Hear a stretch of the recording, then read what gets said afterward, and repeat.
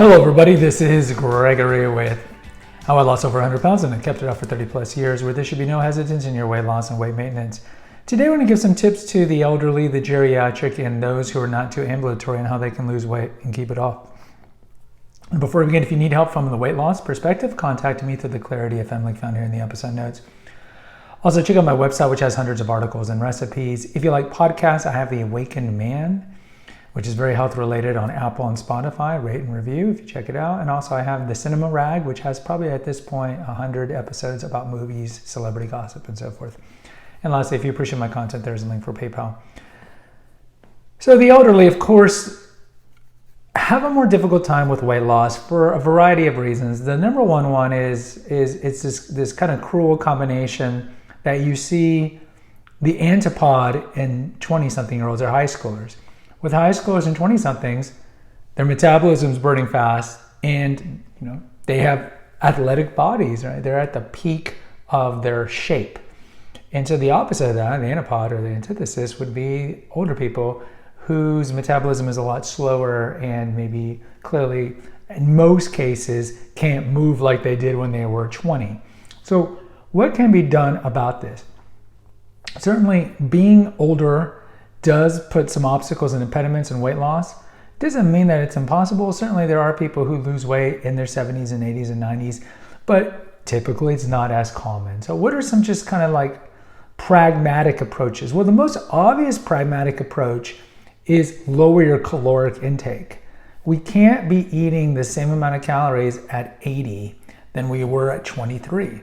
Because at 23, our body needed more calories to keep the muscle mass and to keep up with our physical lifestyle. Whereas with 80, you're not moving like you were at 20, and the metabolism is slower. So you need to eat less calories. And I know that sucks, but it is what it is, right? Our body does not need as many calories at 80 as it did at 20, 30, or 40.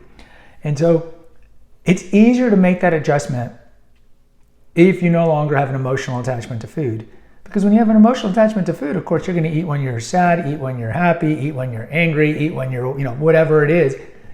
And you're still going to have emotions when you're older, loneliness, maybe happiness, sadness. And so you're going to eat your emotions.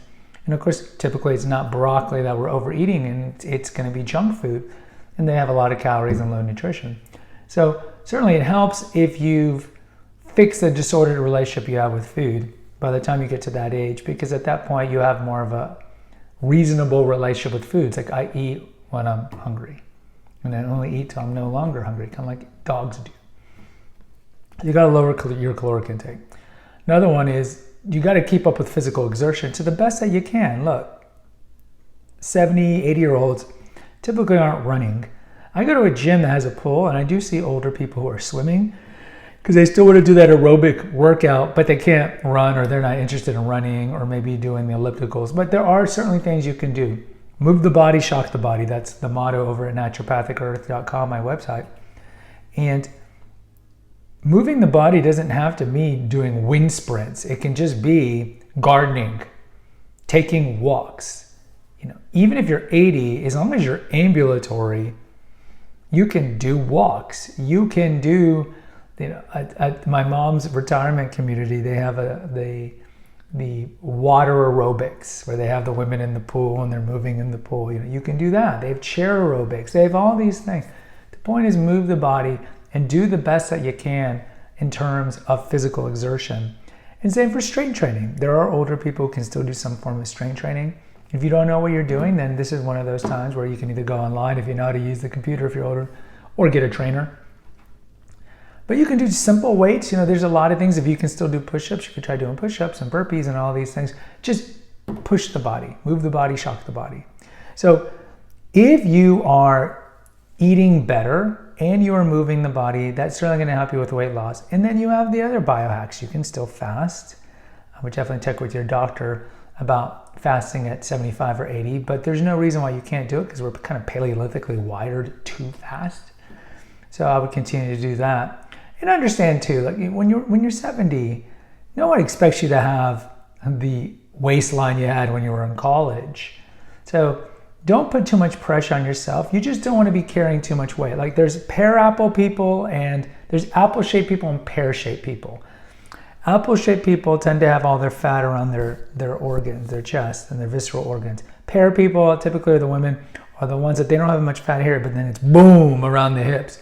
It's better to be a pear person. You don't want to be an apple shape because apple shaped people have a higher rate of cardiovascular diseases like strokes, heart attacks. So if your body's not perfect at 70, don't make a big deal about it. The whole point in your seasoned citizen years, as Rush Limbaugh used to say, is just try to have a good quality of life. And part of that is keeping your mind, your cognition healthy.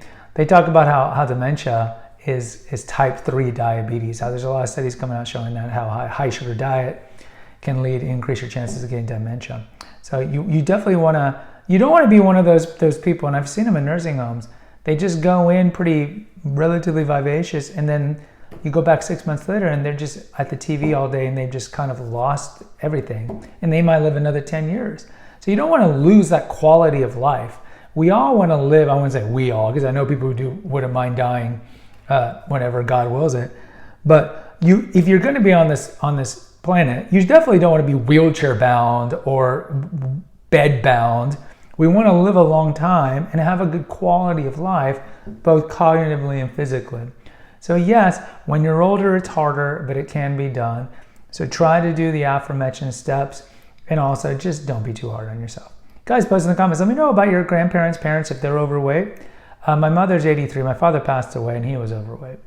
My mother is probably a good 25 pounds overweight, but she's one of those rarities. They always say, why don't you see a lot of 90-year-old fat people? It's because they all die. She's overweight and she's still alive. So we'll see. But I'd like to hear you. Post in the comments. Until next time, take care. God bless and pray.